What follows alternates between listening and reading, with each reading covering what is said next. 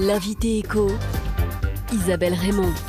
Bonsoir à toutes et à tous, c'est un groupe français aux activités extrêmement variées. Cela passe de la concession d'une dizaine d'aéroports régionaux à la gestion de sites culturels comme les arènes de Nîmes, le théâtre antique d'Orange, à la conception d'usines de Gigafactory. Il s'agit d'EDIS et vous en êtes son président, Jean-Luc Schnobelen. Bonsoir. Bonsoir. Invité écho de France Info, j'ai cité quelques-unes de vos activités. Il y en a d'autres, la rénovation énergétique, la production alimentaire animale.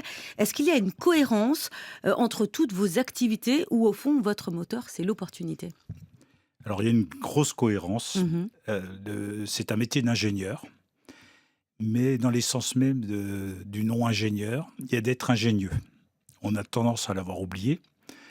Être ingénieux, c'est pouvoir répondre à toutes sortes de problèmes et à transformer des demandes, des rêves, en réalité. Vous avez fait une partie de votre carrière chez Bouygues. J'ai fait une partie de ma carrière chez Bouygues. C'est pour ça que vous parlez également du métier d'ingénieur. Alors, il y a quelques années, vous vous êtes lancé dans la gestion des monuments historiques culturels.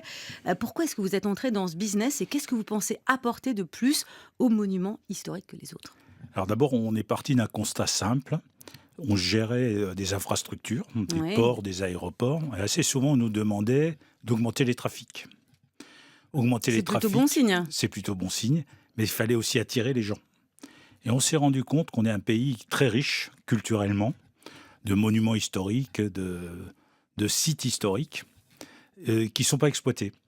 Et c'est parti de ce principe, c'était de dire, si on arrive à motiver les gens à les faire venir dans un site historique, eh bien on mettra du flux de passagers, du flux de gens qui vont dépenser de l'argent autour de la ville ou autour du territoire. Donc vous participez à l'attractivité des territoires que vous desservez, dont vous gérez les infrastructures. Tout à fait, on se prétend l'allié du territoire.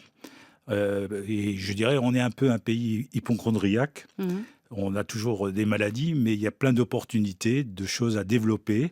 Et on se rend compte qu'en utilisant, par exemple, les arènes de Nîmes, où on fait des spectacles, on est en train d'attirer autant de personnes qu'il y a quelques années les férias. Alors effectivement, le succès est au rendez-vous. Alors vous prenez l'exemple des arènes de Nîmes. Moi j'ai vu celui de la Cité de la Mer de Cherbourg, 125 000 visiteurs cet été, je crois. Mais en parallèle, il y a aussi quelques critiques, parfois sur les choix des spectacles, de mise en valeur des sites historiques, jugés un peu tape à l'œil, un peu Disneyland, si je peux dire. Comment est-ce que vous répondez à ces critiques? Alors, on a fait un spectacle sur la Cité de la Mer. Effectivement, on a fait je dirais, un festival d'électro dans la Cité de la Mer. Donc ce sont les gardiens du temple qui critiquent. Et on a fait, d'abord il y a eu plein de gens qui sont venus, on a rempli la salle, pour le premier concert il y a eu 5000 personnes, et les gens ont découvert la Cité de la Mer. Et ils ont dit, mais on ne connaissait pas le lieu, et on va y revenir pour faire une visite. Donc en fait, il y a plein de lieux qui sont méconnus, et d'avoir des spectacles plus, je dirais... où il y a plus de monde, plus grand public, permettent... Vous ne voulez pas dire populaire, mais en fait, c'est un petit peu ce que vous voulez dire. Alors, si vous voulez, oui, populaire. Et j'irai un peu plus loin. On essaie systématiquement, sur tous nos sites, d'attirer les enfants et les ados. Pourquoi les enfants et les ados? Je pense qu'on a loupé quelque chose culturellement sur les ados, puisque aller voir un musée, pour eux, ils n'ont pas envie d'y aller. C'est rébarbatif. Ouais. C'est barbant, rébarbatif. Donc nous, on a considéré qu'il fallait que les jeunes reviennent sur des sites historiques en y mettant de nouvelles méthodes, de nouvelles techniques, je dirais... Quitte à ce que tout le monde ne soit pas content.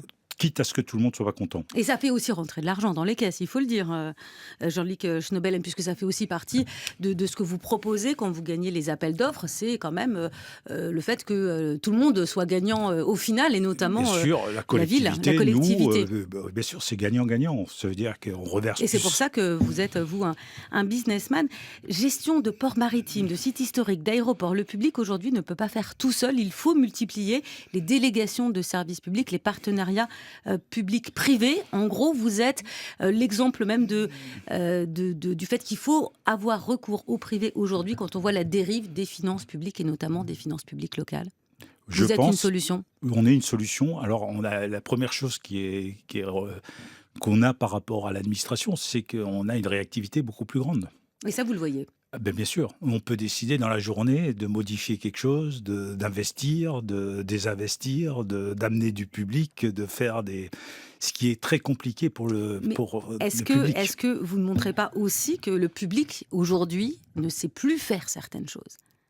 Je pense qu'ils savent le faire, mais on s'est mis tellement de contraintes administratives, fiscales, sociales, qu'on ne peut plus faire effectivement. Mais ils ont la capacité de le faire. C'est-à-dire on s'est créé des propres freins. Donc c'est pas une question de savoir-faire, c'est Non, une question c'est une question d'argent, d'argent, de réactivité. de réactivité. Je vais prendre un exemple qui est un peu différent. J'aimerais bien qu'on comprenne. Aujourd'hui, on parle des problèmes de la santé.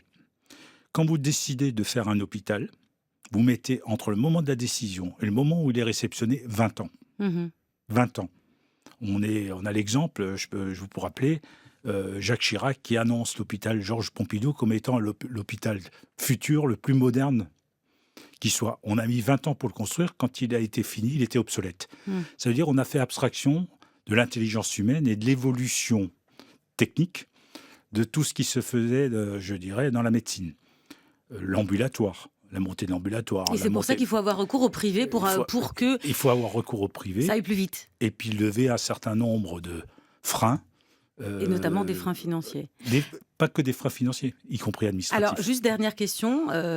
Pendant ce formidable développement d'EDIS, vous êtes resté seul aux commandes. Aujourd'hui, vous ouvrez votre capital. Est-ce que ça veut dire que vous avez l'intention de passer la main? Alors, pas du tout. D'accord. Je pense que là aussi, pour rassurer, il faut qu'il y ait une continuité au niveau des actionnaires, au niveau du management. Parce que c'est vous, en gros. Vous n'êtes pas tout seul, mais... Non, il y a une grosse équipe qui travaille énormément. Alors effectivement, je suis la tête de gondole, mais il y a toute une équipe qui travaille, qui est dans le même esprit, d'être ingénieux, d'amener des solutions. Et on a voulu se conforter avec un capital qui est plus long, Mhm. puisqu'à l'origine, on était parti avec un capital risque dont les durées de vie sont de quelques années, 5-6 ans, et puis il va falloir changer, trouver quelqu'un d'autre. Et là, on a dit, on trouve quelqu'un qui a la même philosophie que nous. C'est pour ça qu'on a changé. Donc on n'est absolument pas Question pouvoir de partir, passer la mais main. voilà. Merci beaucoup, Jean-Luc Schnobelen, président du groupe EDIS. Vous étiez l'invité écho de France Info ce soir. Merci.